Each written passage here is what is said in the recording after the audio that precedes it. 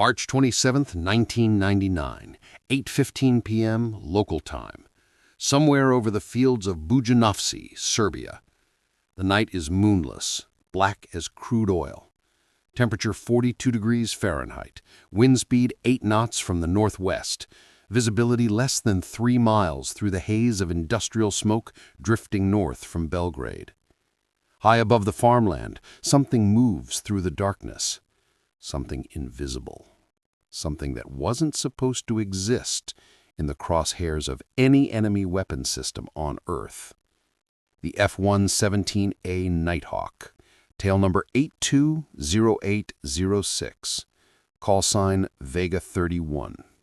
Radar cross-section 0.003 square meters, roughly the size of a marble on enemy scopes.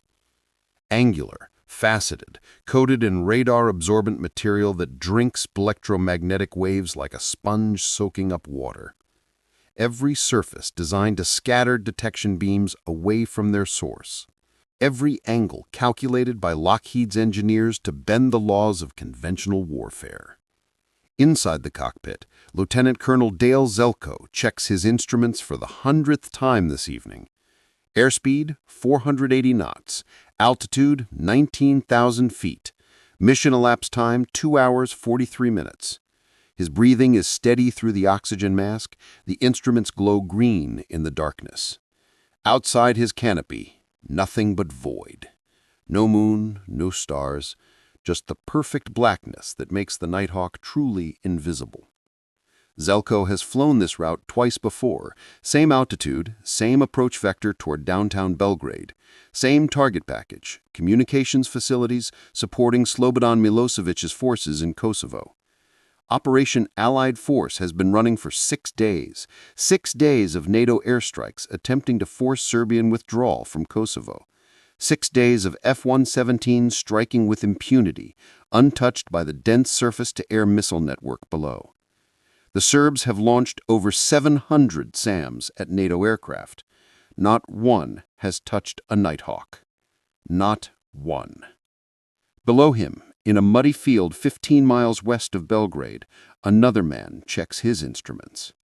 Lieutenant Colonel Zoltan Dani, commander of the 3rd Battalion, 250th Air Defense Missile Brigade.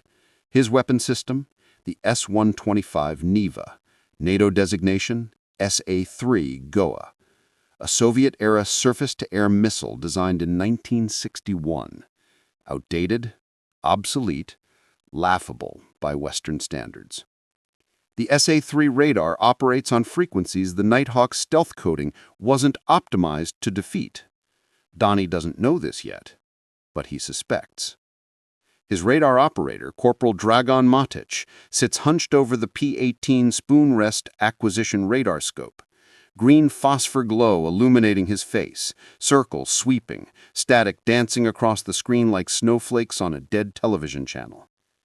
"Anything?" Donnie asks in Serbian. "Nothing, sir. Same as always." "Keep looking." Donnie lights a cigarette. The smoke curls upward in the cold night air. He's been playing cat and mouse with NATO for 6 days, never staying in one location more than 3 hours, always moving, always hiding. Keep the radars off unless absolutely necessary. The moment you paint the sky with electromagnetic energy, you become a target for American HARM anti-radiation missiles. AGM-88s that can ride your radar beam back to your position at Mach 2. So you operate in the dark. You wait. You listen. You survive. Donnie takes a long drag. The ember glows orange in the darkness. Behind him, 3 V-601 missiles sit on their launchers, each 18 feet long, 500 pounds of high-explosive fragmentation warhead. Maximum engagement range, 15 miles. Maximum altitude, 59,000 feet. Maximum speed, Mach 3.5. If you can see the target, if you can get a lock, if the target doesn't jam your guidance radar, if the target doesn't simply disappear from your scope like a ghost. His radio man calls from the command vehicle, "Colonel, we're receiving AWACS warnings, multiple aircraft inbound from the west, high altitude, estimated 12 to 15 aircraft." Types? Unknown. Could be anything. F-15s, F-16s, EA-6Bs, maybe Nighthawks. Maybe Nighthawks. The invisible jets, the ones that appear on propaganda footage striking targets with precision, the ones that never show up on radar screens, the ones that NATO boasts about endlessly, stealth technology, the future of warfare, untouchable, unstoppable. Donnie flicks his cigarette into the mud. Power up the spoon rest, 30 seconds only, single sweep, and then shut it down. Matich's hand hovers over the switch. 3, 2, 1. The radar comes alive. Electromagnetic energy floods the sky. Long-wave surveillance radar, frequency VHF band, somewhere between 150 and 180 megahertz. Wavelength, 6 feet. Not the precise fire control frequencies the Nighthawk's stealth coding wasn't optimized to defeat. Something older, cruder, less refined. Something that the engineers at Lockheed's Skunk Works might not have fully anticipated. The scope illuminates, green circles sweeping, static, more static. Then, contact! Matich's voice cracks with urgency. Bearing 270, range approximately 30 kilometers, altitude estimated 5,000 to 6,000 meters. Are you certain? It's faint, sir. Very faint. Could be atmospheric interference, but... Lock it. Get me a track. Donnie's pulse quickens. His cigarette-free hand grips the rail of the command vehicle. This could be anything. A flock of birds, weather phenomena, electronic clutter from his own systems, or it could be... Track established. Target moving east at high speed, consistent bearing, not jinking, not deviating. Not deviating. No evasive maneuvers. That's confidence. That's an aircraft that believes it's invisible, that believes no radar can touch it, that believes... Switch to SNR-125. Get me fire control. Sir, if we activate the low blow, they'll know we're here. Do it. The SNR-125 low-blow fire control radar powers up. Higher frequency, I-band, shorter wavelengths, more precise. The radar that actually guides the missiles to its target. In his cockpit, Željko's threat warning receiver remains silent. No lock-on tones, no missile launch warnings, nothing. The Nighthawk's ALR-67 radar warning receiver is calibrated to detect X-band and Ku-band fire control radars. The Soviet-era VHF systems operating below those frequencies barely register as threats. They're too imprecise, too easy to jam, too obsolete to matter. Željko adjusts his course 3 degrees north. His target is coming up in 90 seconds. He's running silent, running invisible, running perfect. Just like the 44 missions he's flown before this one. Just like the hundreds of F-117 combat sorties since Panama in 1989. Not one loss. Not one hit. Not one steady lock, target acquired. Matich's shout echoes across the battery position. Danny doesn't hesitate. Launch!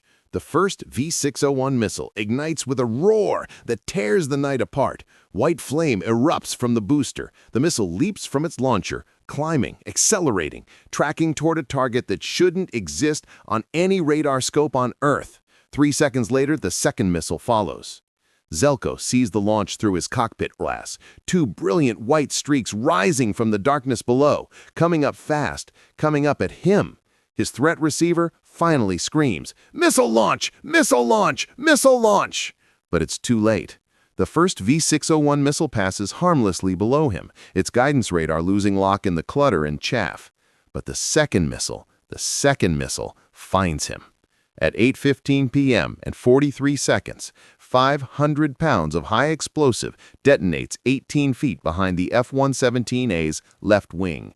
The blast wave hits like the fist of God. Shrapnel tears through the Nighthawk's composite skin. Hydraulic lines rupture. Control surfaces shred. The left wing partially separates. Fire erupts from the weapons bay. The aircraft pitches violently right, spinning, tumbling, breaking apart.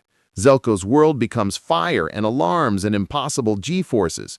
The stick is dead in his hand. The aircraft is gone. He pulls the ejection handle. The canopy blows away. The rocket motor fires. The seat hurls him into the freezing darkness at 300 miles per hour. The wind blast hits him like a truck. His body tumbles through the void. The parachute deploys with a bone-jarring snap. And then, silence. Željko hangs beneath his canopy, suspended between heaven and earth. Below him, the wreckage of tail number 820-806 falls toward the Serbian countryside, trailing fire and debris. The first stealth aircraft ever shot down in combat. The aircraft that wasn't supposed to be touchable. The aircraft that just died over enemy territory. And on the ground 15 miles away, Zoltan Dani watches the fireball descend and knows everything just changed. Genesis of the Ghost. 1975, Groom Lake, Nevada, Area 51. The desert heat shimmers across the dry lake bed, temperature 104 degrees Fahrenheit. The air tastes like dust and jet fuel.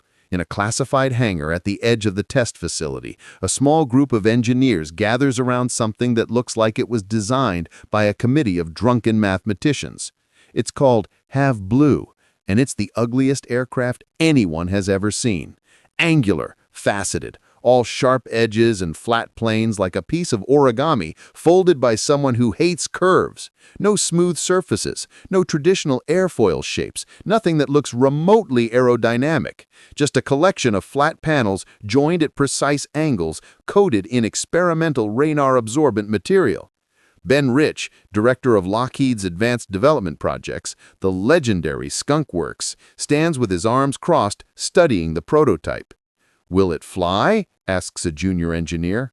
"Probably not very well, but that's not the point. The point is invisibility." For 30 years, air defense networks have been winning the race against aircraft penetration. Surface-to-air missiles have gotten faster, radars more precise, coverage more comprehensive. By the 1970s, flying into heavily defended airspace had become a suicide mission.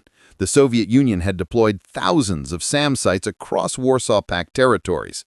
SA-2s, SA-3s, SA-6s, interlocking coverage creating a wall of detection and destruction.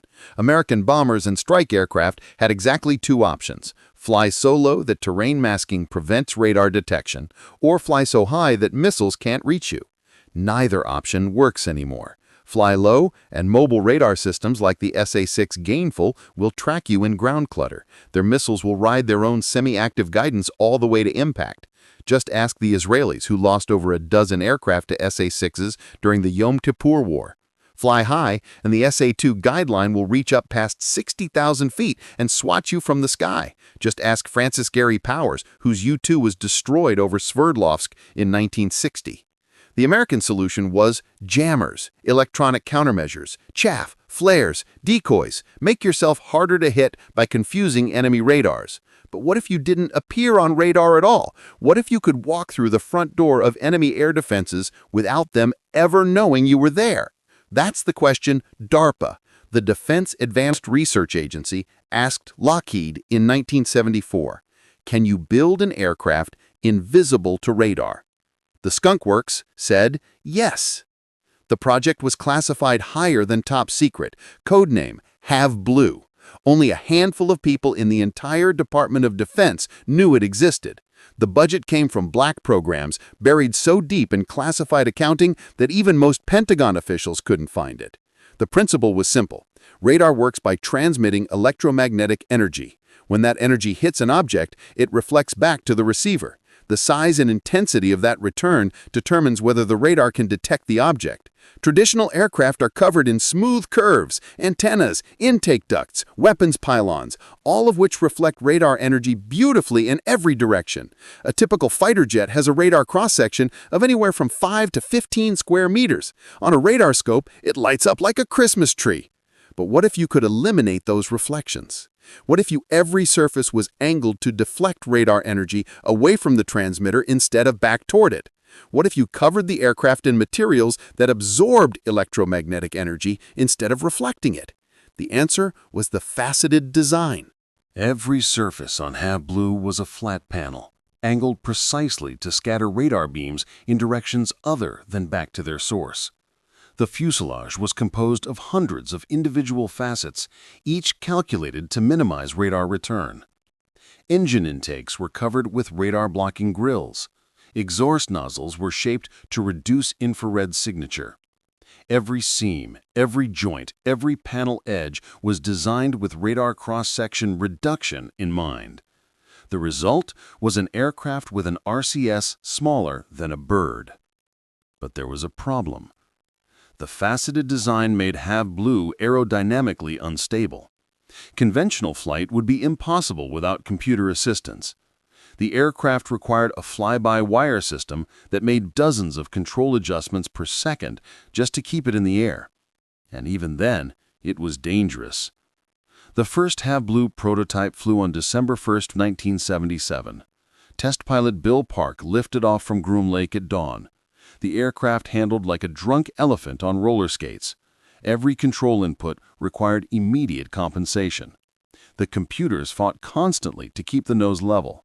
At speeds below 300 knots, the aircraft wanted to swap ends and fly backward. But it was invisible. Radar tests conducted against HAV Blue showed an RCS reduction of 99.9% compared to conventional aircraft. On radar scopes, it barely existed. Target acquisition systems couldn't get a solid lock. Fire control radars lost track after seconds. It worked. On April 20, 1978, the first prototype crashed during a high-speed test, killing Park when his parachute failed to deploy properly. The second prototype continued testing until July 11, 1979, when it crashed on landing due to landing gear failure. Both pilots ejected successfully on the second crash. Two prototypes, both destroyed, one pilot dead. But the concept was proven. DARPA wanted more. The Air Force wanted more. Congress, seeing classified radar test data, suddenly wanted to throw money at Lockheed. In 1978, Lockheed received a contract to develop a full-scale operational stealth strike aircraft. Project codename: Senior Trend. Operational designation: F-117A. The mission: penetrate Soviet air defenses undetected and deliver precision strikes against high-value targets during World War III. Because everyone knew World War III was coming. The Cold War was reaching its peak. Soviet forces were modernizing. SS-20 intermediate-range ballistic missiles were being deployed across Eastern Europe. The invasion of Afghanistan was months away. NATO war planners were drawing up scenarios for Soviet tank armies rolling across the Fulda Gap into West Germany. And American planners knew that any war in Europe would require striking deep into Soviet territory. Command bunkers, communications nodes, nuclear storage sites, military headquarters. Targets protected by the most sophisticated air defense network ever created. The F-117 was designed to fly into that hornet's nest and strike with precision while remaining completely undetected. Ben Rich assembled a team of engineers in a classified facility at Burbank, California. No windows, no outside communication, absolute secrecy. The project was compartmentalized so heavily that engineers working on the avionics systems didn't know what engineers working on the airframe were doing. The design evolved from HAV Blue's faceted concept, but refined it. The fuselage was stretched to accommodate a weapons bay capable of carrying two 2,000-pound laser-guided bombs. The wing area was increased for better handling. The engines, two General Electric F-404s, were buried deep in the airframe with sophisticated exhaust cooling systems to reduce infrared signature. The cockpit was designed around a single pilot. No co-pilot, no weapons officer, just one man, alone in the darkness, flying into the most heavily defended airspace on Earth, with nothing but stealth and precision to protect him. The radar-absorbent coating was a proprietary mixture of materials classified at the highest levels, applied in multiple layers, baked in specialized ovens, inspected with microscopic precision. Any scratch, any chip, any imperfection could create a radar return large enough to compromise the aircraft's stealth. Maintenance was a nightmare. Each F-117 required 60 hours of maintenance for every flight hour. The coating degraded constantly. Panels had to be resealed, gaps had to be filled with radar-absorbent putty. The aircraft had to be kept in climate-controlled hangars to prevent material breakdown. And it was slow. Top speed, Mach 0.92, subsonic. Slower than most combat aircraft. If intercepted by enemy fighters, the F-117 had no chance of outrunning them. It carried no defensive weapons, no guns, no air-to-air missiles, nothing to fight back with if discovered. Its only defense was invisibility. The first F-117A rolled out of Lockheed's Burbank facility on June 15, 1981. It was painted black as midnight. Tail number 790780. Nickname, the Wobbly Goblin. Test pilot Hal Fairley took it up for its maiden flight on June 18, 1981 at Groom Lake. He climbed to 10,000 feet and felt the aircraft shake like it was coming apart. Felt like I was riding a garbage can down a hill, he later reported. The fly-by-wire system fought constantly to keep the aircraft's inherent instability. At certain speeds and angles of attack, the computers couldn't keep up. The nose would pitch violently, wings would rock side to side. Control inputs lagged by fractions of a second. But it flew. And more importantly, it disappeared. Radar tracking exercises against the F-117s showed that even dedicated fighter radars couldn't maintain consistent locks. The aircraft would appear for a few seconds, then vanish, reappear somewhere else, then disappear again, like a ghost flickering in and out of existence. Surface-to-air missile systems fared even worse. The radars used for SAM guidance required sustained locks to compute firing solutions. Against the F-117, they got nothing but intermittent blips that lasted less than a second before disappearing into the background clutter. The Pentagon was ecstatic. Congress opened the checkbook. Production ramped up. Between 1981 and 1990, Lockheed built 59 F-117As. Total program cost, $6.56 billion. Cost per aircraft, approximately $111 million. Expensive, difficult to maintain, dangerous to fly, but invisible. The aircraft were based at Tonopah Test Range in Nevada, a remote facility in the middle of the desert surrounded by restricted airspace. Security was absolute. No photographs, no public acknowledgement. The program's existence was classified. Pilots were hand-selected from the fighter community, all experienced, all top performers, all willing to sign non-disclosure agreements that would follow them for the rest of their lives. They trained at night, always at night.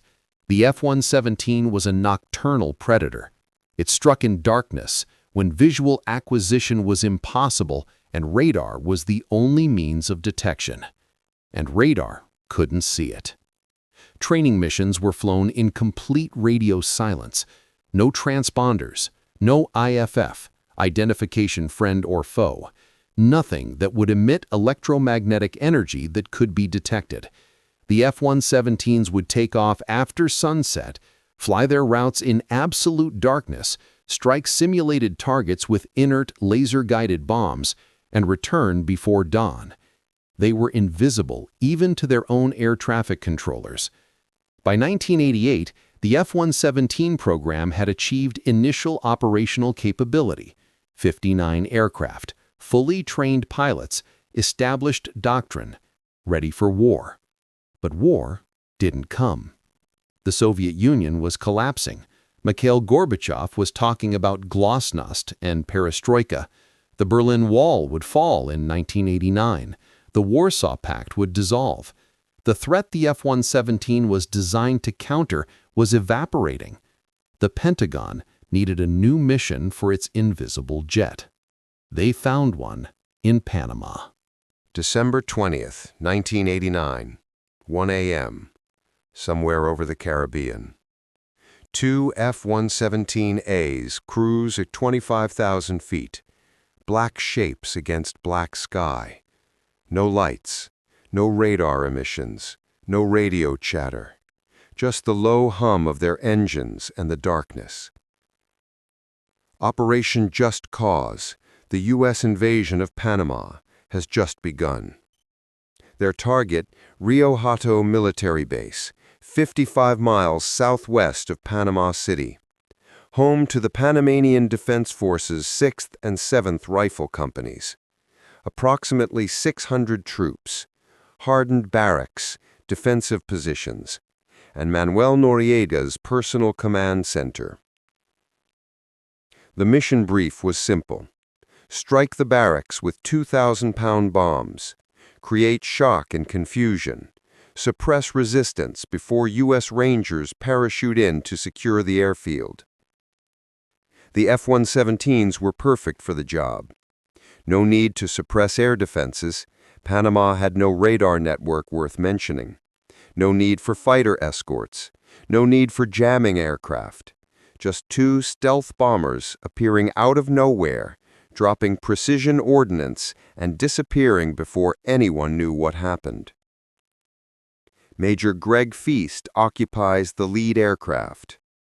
Captain Marcel Kurdavid flies wing. They've rehearsed this mission 23 times at Tonopah, studied satellite photos, memorized target coordinates, practiced laser designation against mock-ups in the Nevada desert. Now it's real. Feast's heads-up display shows the target 15 miles ahead. The infrared targeting pod beneath his nose searches the darkness, painting the ground below with invisible laser light. The barracks complex appears on his display. Rectangular buildings, parking areas, defensive positions. All sleeping. All unaware. 10 seconds to release, Feast whispers into his oxygen mask. The bomb bay doors swing open. 2 GBU-27 Paveway 3 laser-guided bombs hang in the weapons bay. Each one 2,000 pounds of high explosive wrapped in a hardened steel case, designed to penetrate concrete before detonating. Overkill for wooden barracks. But this is the F-117's first combat mission. The world is watching, even if they don't know it yet. The weapons need to perform perfectly. 5 seconds. Feast holds the laser designator steady on the target. The bomb's seeker head locks on to the reflected laser energy. Green light. Good tone. Release. The first bomb drops away, falling through the night. Guidance fins extend. The seeker head tracks the laser spot. Adjustments, corrections, falling, accelerating. Impact. The explosion tears through the barracks like the wrath of God. 2,000 pounds of high explosive detonates inside the building. The structure disintegrates. Walls blow outward. Roof collapses inward. Fire erupts from every window. 30 seconds later, U.S. Rangers begin parachuting onto the airfield. The F-117s are already 50 miles away, climbing into the Caribbean night, invisible. The operation is a success. 0 casualties for the attacking aircraft, complete surprise achieved, targets destroyed. Mission accomplished. But there's a problem. One of Feast's bombs missed its target by 300 feet, not because of the aircraft or the bomb. The laser guidance system worked perfectly, but because Feast's target coordinates were slightly off. Instead of hitting the barracks, the bomb landed in an open field. Still effective, still created shock and confusion, but not perfect. And the F-117 program was built on perfection. January 17, 1991. 2:30 a.m. Somewhere over the Iraqi desert. Operation Desert Storm begins. The air war against Saddam Hussein's Iraq launches with the largest coordinated airstrike since World War II. Over 700 aircraft are involved. F-15s, F-16s, FA-18s, A-6s, A-10s, B-52s, British Tornadoes, French Mirages, Saudi F-5s, and 42 F-117As. The Nighthawks, the program's official nickname, finally declassified in 1988, launch from Khamis Mushait Air Base in Saudi Arabia. They fly in complete darkness, no formation lights, no radio communication, just individual aircraft navigating by GPS and inertial systems toward targets deep in Iraq. Baghdad is lit up like daylight by anti-aircraft fire. The Iraqis are firing everything into the sky, thousands of rounds per minute. SA-2s launching, SA-3s launching, SA-6s launching, Roland Mobile SAMs launching, man-pads, shoulder-fired missiles streaking upward. Entire magazines of 23mm and 57mm anti-aircraft guns emptying into the darkness. The sky over Baghdad is a solid curtain of fire and steel, and the F-117s fly straight through it, untouched. Captain Marcel Kurdavid, the same pilot who flew the Panama mission, approaches his target, the Iraqi Air Force headquarters in downtown Baghdad. He can see the tracers arcing across the sky below him. Thousands of rounds, all searching, all firing blind, none of them tracking him. His infrared targeting pod displays the building perfectly. 4 stories, flat roof, guard posts at each corner. Lights on inside, staff working night shifts, probably coordinating air defense efforts. About to have a very bad night. Kurdavid steadies the laser on the building's roof. The targeting computer calculates wind, altitude, airspeed, ballistic trajectory. Green light, good tone, release. The GBU-27 falls away. The building grows larger in his targeting pod. Seconds pass. The bomb descends through the firestorm of anti-aircraft fire, completely unaffected. Impact. The bomb penetrates the roof and detonates inside. The entire building collapses in on itself. Floors pancake downward, walls blow outward. The structure transforms into a pile of rubble in less than 3 seconds. Below him, anti-aircraft fire intensifies. But they're not shooting at him. They're shooting at the sky because they can't see him. Over the next 6 weeks, F-117s fly 1,271 combat sorties into Iraq.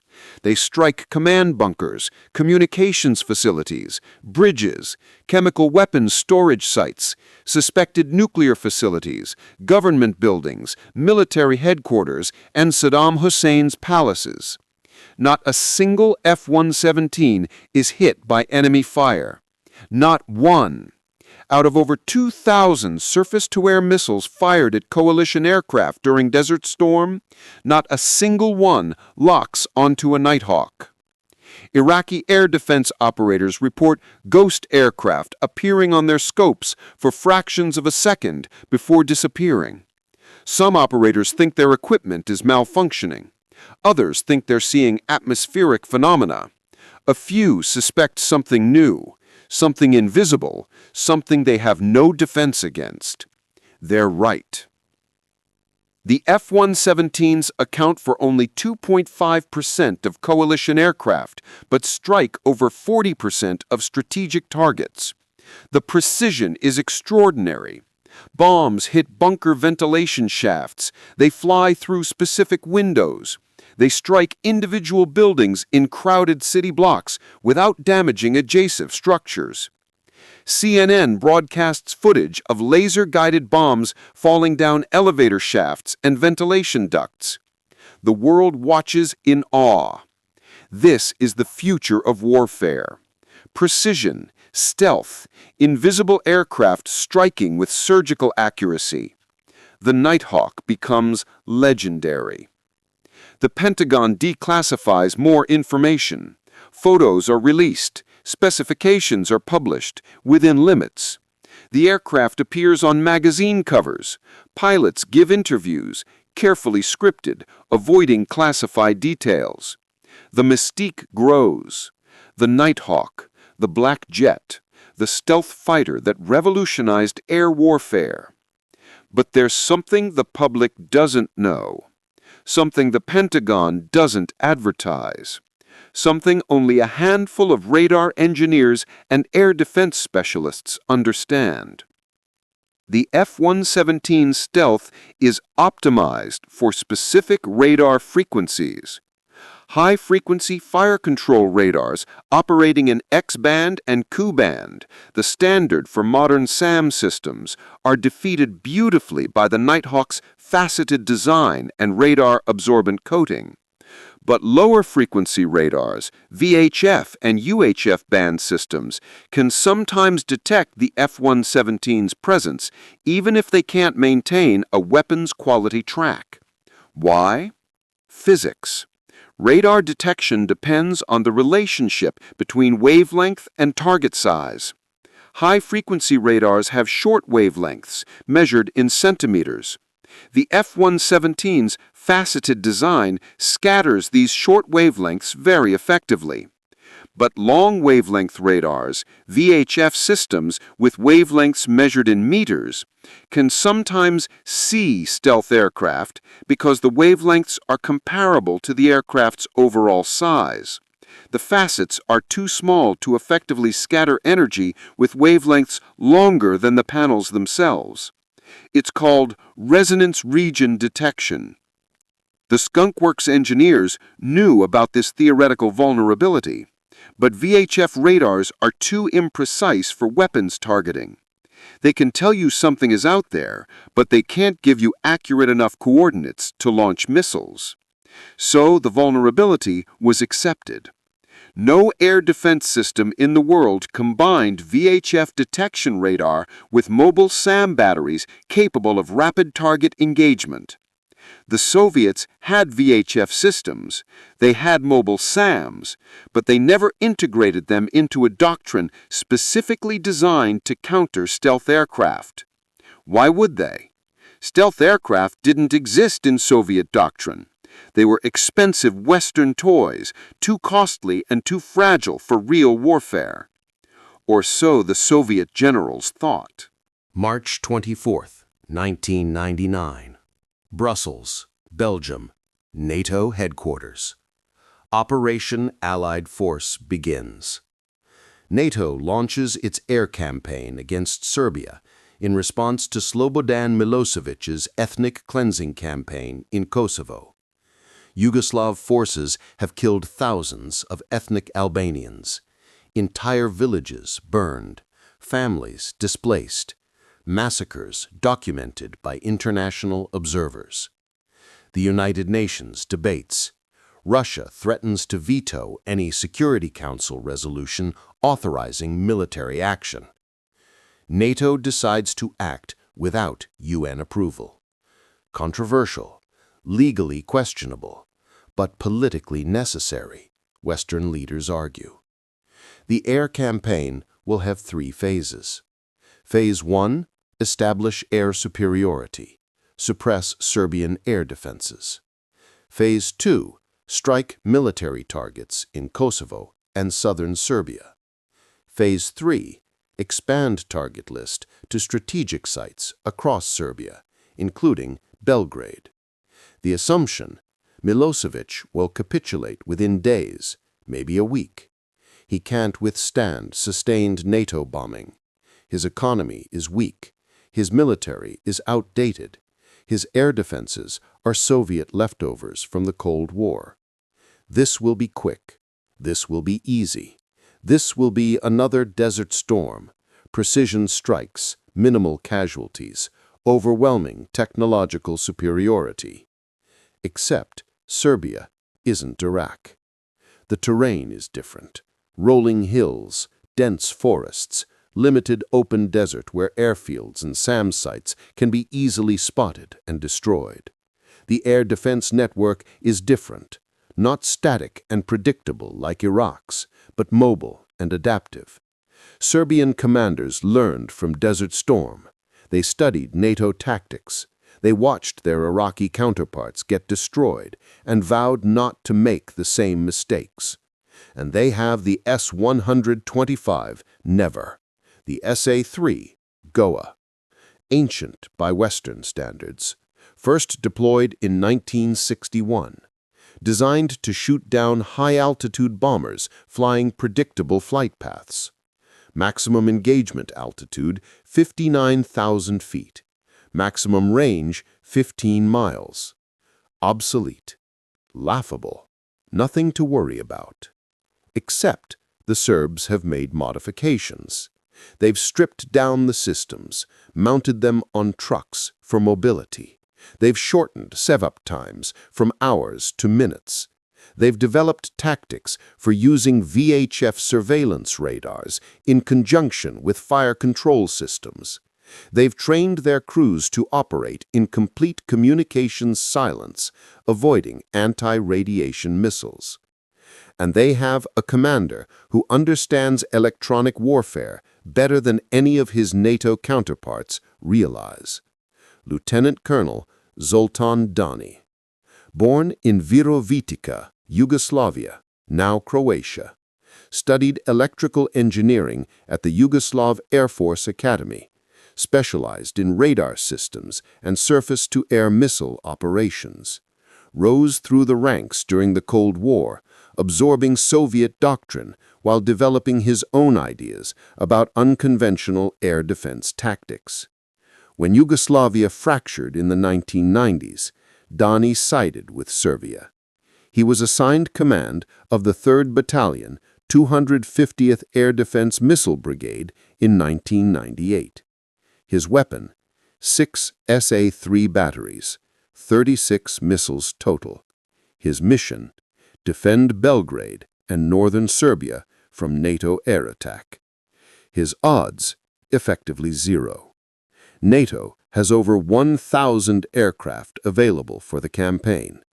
F-15Es, F-16CJs, F/A-18s, E-6B Prowlers for jamming, E-3 AWACS for airborne control, British Harriers, French Mirages, German Tornadoes, and the F-117 Nighthawks.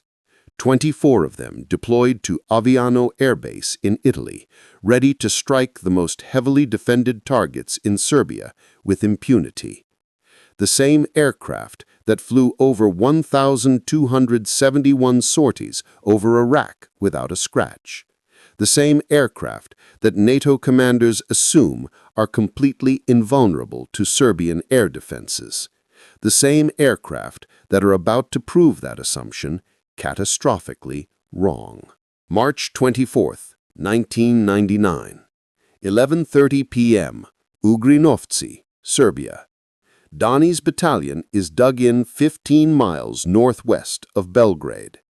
It's been 4 hours since NATO bombing began. Reports are flooding in across Serbia. Strikes on government buildings, attacks on military installations, communications facilities hit, power stations damaged. His own radars have detected dozens of aircraft, high altitude, moving fast, jamming active. Electronic warfare aircraft, E-6B Prowlers, are flooding the electromagnetic spectrum with noise, making target acquisition nearly impossible.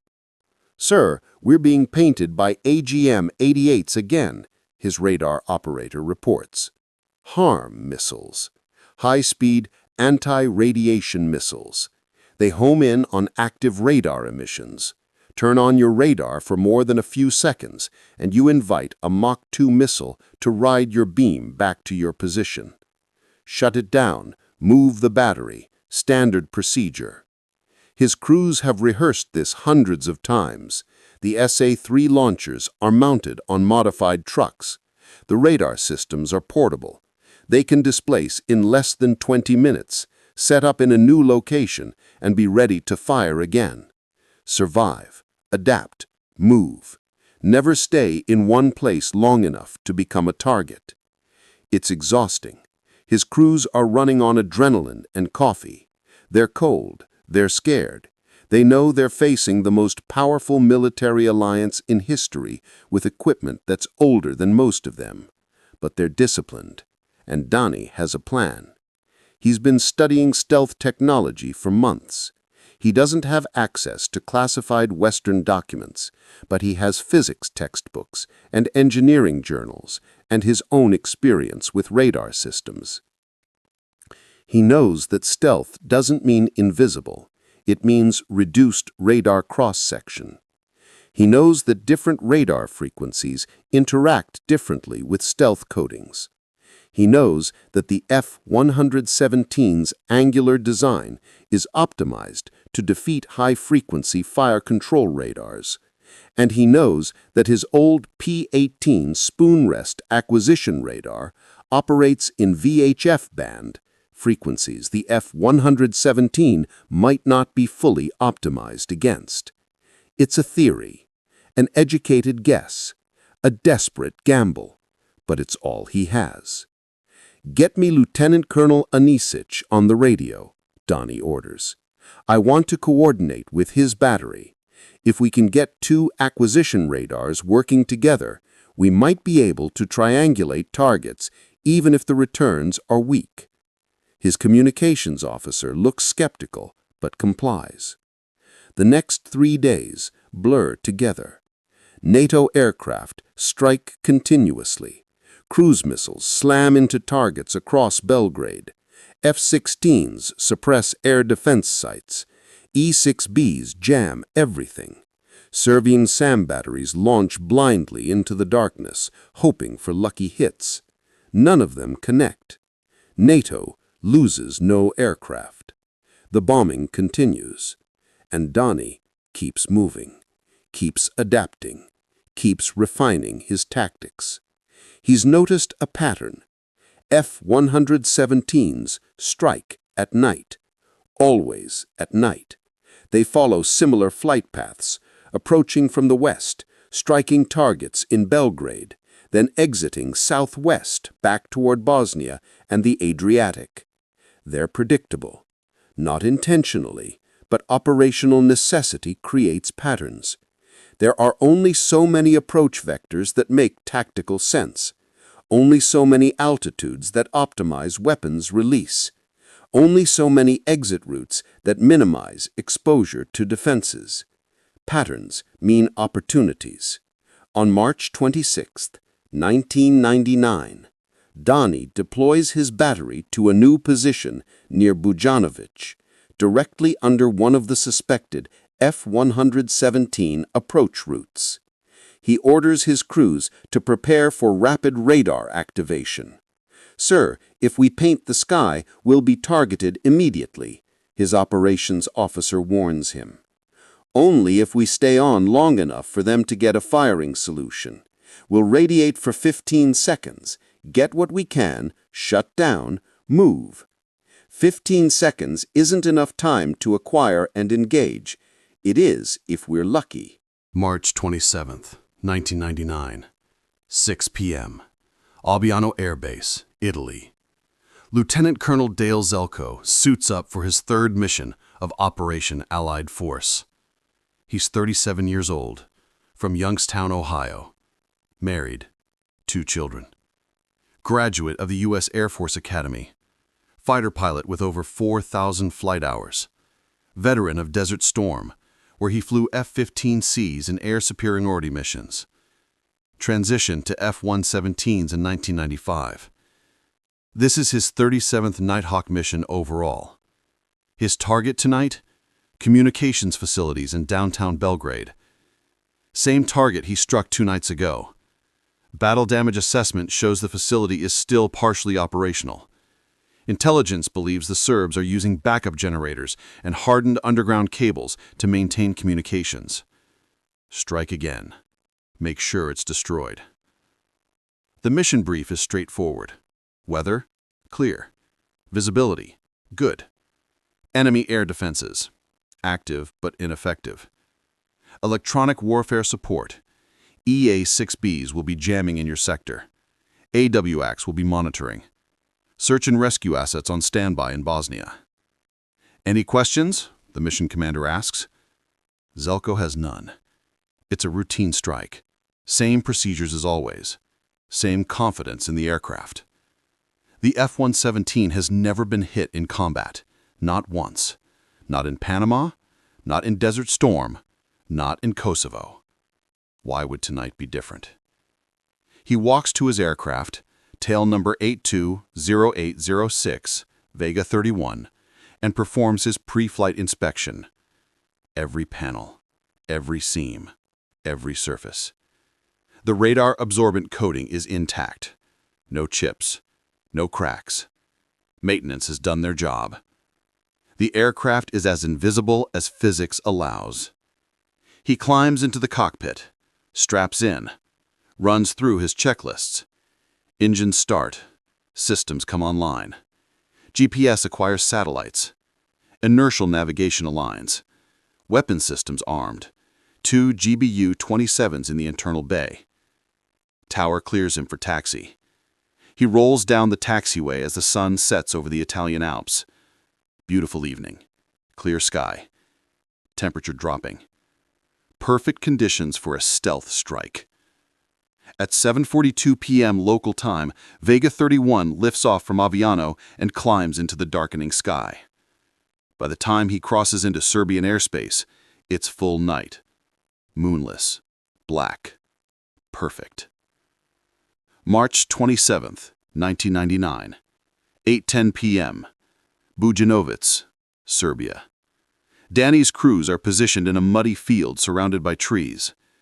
The SA-3 launchers are covered with camouflage netting. The radar systems are powered down. Everything is silent. Waiting. AWACS warning, his radio operator reports. Multiple contacts inbound from the west, high altitude. How many? 12 to 15, mixed types, could be anything. Could be F-16s running SEAD, suppression of enemy air defenses. Could be F-15Es on bombing runs. Could be EA-6Bs preparing to jam. Could be Nighthawks. Danny steps out of the command vehicle and lights another cigarette. The night is cold. His breath forms clouds in the darkness. Somewhere high above, invisible aircraft are approaching Belgrade. One of them might be flying right over his head. Power up spoon rest. 20 seconds, single sweep. His operators hesitate. Every time they activate radar, they risk a harm missile. They've already displaced 4 times tonight. They're exhausted. But they trust their commander. Ready, sir. Execute. The P-18 spoon rest radar comes alive at 18:14 p.m. in 52 seconds. Electromagnetic energy floods outward. VHF frequencies. Long wavelengths.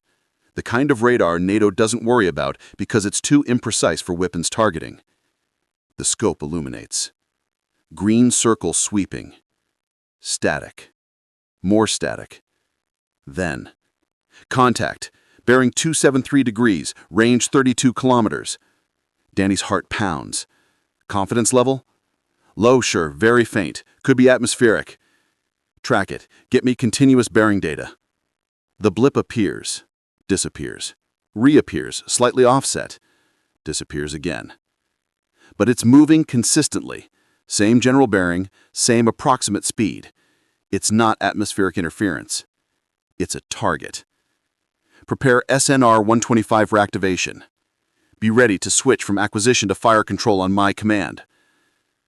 Sir, we'll be radiating on I-band. They'll know we're here. I'm aware. Do it. The seconds stretch. Danny watches the scope. The blip flickers, faint, barely there. His crew is tracking it by watching the pattern of returns rather than a solid track. It's like hunting a ghost with a flashlight that only works half the time. But the ghost is getting closer. Range, 28 kilometers. Range, 25 kilometers. Switch to low blow. Get me fire control. The SNR-125 fire control radar powers up. higher frequency, more precise, shorter wavelengths. In his cockpit, Željko's threat warning receiver picks up the I-band radar energy, but it's faint, intermittent, not a solid lock. His ALR-67 categorizes it as low threat, probably a search radar, not a fire control system getting ready to launch. He continues his approach to the target. "Lock! We have lock!" Matich screams from the radar station. Danny feels ice water run through his veins. Confirm. Confirmed. Solid track. Bearing 271. Range 23 kilometers. Altitude approximately 6,000 meters. Speed consistent with fighter aircraft. Launch! Launch now! The first V-601 missile ignites. White flame erupts from the booster. The missile leaps upward at impossible speed. Acceleration 18 Gs. The solid rocket motor burns with the intensity of a small sun. The guidance system tracks the radar being projected by the SNR-125. 3 seconds later, the second missile launches. Then the third. 3 missiles climbing into the darkness, hunting something that shouldn't be detectable by any radar on Earth. Željko sees the first launch through his canopy. His blood turns to ice. Missile launch, coming from directly below, coming at him. His threat warning receiver explodes with warnings. SA-3, missile launch, break right, chaff, flare. But the F-117 carries no chaff, no flares, no defensive countermeasures except stealth itself. And stealth just failed. Željko banks hard right, trying to break the radar lock. The aircraft groans under the G-forces. The fly-by-wire system fights to keep the unstable airframe under control. The first missile passes below him, its guidance system losing track in the violent maneuvering. The second missile tracks true. The warhead proximity fuse detects the target 18 feet away. Detonation. 500 pounds of high explosive and fragmentation elements tear into the night. Shrapnel shreds the F-117's left wing. Hydraulic lines burst, spraying fluid that ignites instantly. The weapons bay doors rip away. Fire erupts from the internal structure. Control surfaces jam. The aircraft pitches violently right. Every warning light in the cockpit illuminates. Hydraulic failure, flight control failure, fire warning, engine fire left, engine fire right. Željko fights the stick. Nothing responds. The aircraft is tumbling, spinning, breaking apart. Altitude, 17,000 feet and falling fast. Airspeed increasing uncontrollably. The aircraft is dying, and he's still inside it. Ejection decision altitude, 15,000 feet. Below that, there's not enough time for the parachute to deploy and slow his descent.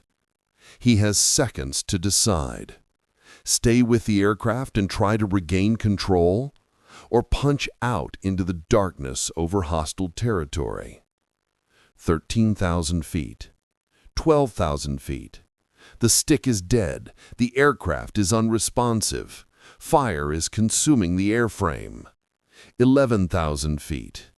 Željko reaches down and pulls the ejection handles. The explosive bolts fire. The canopy blasts away into the night. Freezing wind roars into the cockpit at 500 miles per hour. The ejection seat rocket motor ignites beneath him. 22,000 pounds of thrust. Instant acceleration, 14 Gs. The seat shoots upward out of the disintegrating aircraft. Windblast hits Željko like a freight train. His body is crushed by forces that would kill most people. His vision tunnels. Consciousness wavers. The seat tumbles through the darkness. At 10,000 feet, the automatic parachute deployment system activates. The drogue chute deploys. The main chute follows. 28 feet of nylon snaps open with bone-jarring force. Željko's body slams against the harness. Ribs crack. shoulder dislocates, but he's alive. He hangs beneath the canopy, suspended between heaven and hell. Below him, the F-117 impacts the ground in a fireball that lights up the countryside for miles. Secondary explosions as the weapons detonate, ammunition cooking off, a column of fire rising into the night sky. The first stealth aircraft ever shot down in combat. Burning, scattered, destroyed. And Željko floats down toward hostile territory, injured, alone, with no idea if rescue is even possible. On the ground, Donnie watches the fireball descend. His crews are screaming, celebrating, hugging each other, crying. They just shot down a Nighthawk, a stealth aircraft, the invisible jet that was supposed to be untouchable. They did it with a missile system designed when John F. Kennedy was president. They did it with tactics improvised in muddy fields. They did it with discipline and patience and a commander who understood that invisibility is not invincibility. Donnie doesn't celebrate. He's already ordering his crews to pack up. Displacement in 10 minutes. NATO will hit this position within the hour. Move now. Because shooting down the Nighthawk is only half the battle. Now they have to survive the American response. March 27, 1999, 8:17 p.m. Somewhere over central Serbia. Željko's parachute descent seems to last forever. He's spinning slowly beneath the canopy. Every breath sends sharp pain through his ribcage. His left shoulder is useless, probably dislocated. His neck hurts. His head is ringing from the ejection forces. But he's conscious, and he's falling toward enemy territory. Below him he can see lights, villages, roads, and a large fireball. His aircraft still burning. The glow illuminates the countryside, farmland, forests, rolling hills. No idea where rescue will come from. No idea if rescue is even coming. His survival radio is in his vest. If it survived the ejection, if it's working, if NATO search and rescue aircraft are listening. Too many ifs. He focuses on landing. The ground is rising up fast. Can't tell the terrain type in the darkness. Could be trees, could be a field, could be a building. Impact. He hits hard in a plowed field. The wet earth cushions some of the blow, but not enough. His injured shoulder screams. He collapses, gasping, tangled in parachute lines. Get up, move, hide. Basic survival training kicks in. He struggles to his feet, fighting the parachute, gathering the lines. Can't leave it spread out, too visible from the air. He stuffs the canopy into a muddy furrow, covers it with dirt. Now the radio. He pulls the survival radio from his vest, checks it. Undamaged. Battery indicator shows full charge. He extends the antenna and keys the transmit button. Any station, this is Vega 31. I am down and alive. Request immediate SAR support. How copy? Static. He tries again. Any NATO station, this is Vega 31. Pilot is alive and evading. Request search and rescue. How copy? More static. Then, Magic 86. Vega 31. We read you weak but clear. Authenticate Bravo Tango. Magic 86. And AWACS aircraft. They heard him. Magic 86, Vega 31 authenticates Bravo Tango. I am approximately, he checks his GPS, 15 kilometers northwest of Belgrade. Pilot is mobile but injured. Unknown enemy activity in area. Vega 31, copy all. SAR package is being assembled. Estimate time to your position, 90 minutes. Advise you move away from wreckage site immediately. Enemy forces will converge on crash location. Find cover and stay hidden. We will contact you when extraction is inbound. 90 minutes. An hour and a half alone in enemy territory. Copy all, Magic 86. Vega 31 moving to cover now. He starts walking. Every step is agony. His shoulder is definitely dislocated. His ribs are either cracked or bruised. His neck feels like someone hit him with a baseball bat. But he's alive. And he needs to stay that way. Behind him he can hear vehicles, engines revving, headlights sweeping across the fields. Serbian military and civilians are responding to the crash site. They know an aircraft went down. They're searching. Željko moves into a tree line and disappears into the darkness.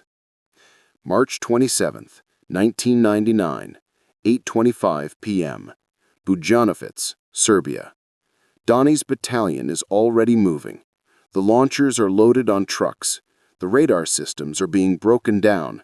Crews are working in controlled chaos, packing equipment, covering tracks, preparing to displace. Colonel, we're receiving reports from the crash site, his intelligence officer says. Local militia and army units are converging. They're searching for the pilot. Any sign of rescue attempts? Not yet, but NATO will come for him. Americans don't leave their people behind. Donnie knows this. The Americans will launch a combat search and rescue mission. Helicopters, probably MH-53 Pave Low or MH-60 Blackhawks, escorted by fighters. Maybe AC-130 gunships for fire support. They'll come in low and fast, extract their pilot, and be gone before Serbian forces can respond effectively. Unless someone is waiting for them. Get me General Pevkovic on the radio. Sir, the Americans will come for their pilot. If we can predict where they'll extract him, we can set up an ambush. His officer looks uncertain. Colonel, with respect, we just shot down a stealth aircraft. We've accomplished something nobody thought possible. Maybe we should take the victory and survive. NATO will be hunting us now. Every intelligence asset they have will be looking for this battery. Donnie lights another cigarette. They'll be looking whether we move or not, but if we can shoot down a rescue helicopter... He trails off, imagining the propaganda value. The Americans lose not just one aircraft, but multiple. Their combat search and rescue doctrine exposed as vulnerable. It's tempting, but it's also reckless. You're right, Donnie finally says. We move. Survival is the priority. Let the infantry deal with the rescue attempt.